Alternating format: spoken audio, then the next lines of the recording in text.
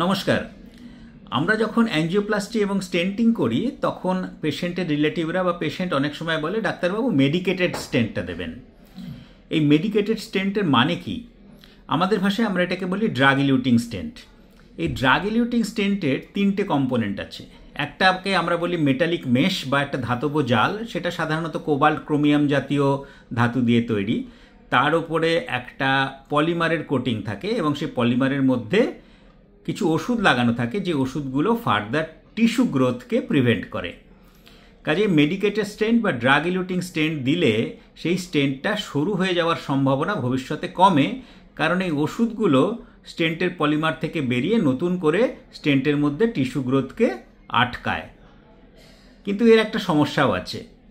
এবার যেহেতু স্টেন্টের গায়ে পলিমারটা থাকে লাগানো, এই পলিমারটা আমাদের ব্লাডের কন্ট্যাক্টে আসলে সেখানে ক্লট জমার সম্ভাবনা থাকে। সেই জন্য মেডিকেটেড স্টেন্টগুলোতে যদিও ভবিষ্যতে সরু হয়ে যাওয়ার সম্ভাবনা কম, কিন্তু কখনো কখনো 1% ক্ষেত্রে তার মধ্যে ক্লট জমে স্টেন্ট বন্ধ হয়ে যেতে পারে, এবং সেইটা প্রিভেন্ট করবার জন্য আমরা দুটো ব্লাড থিনার ট্যাবলেট 1 বছর কিন্তু খেতে বলি, যেটা হচ্ছে অ্যাসপিরিন এবং ক্লোপিডোগ্রেল বা টিকাগ্রিলর। ধন্যবাদ।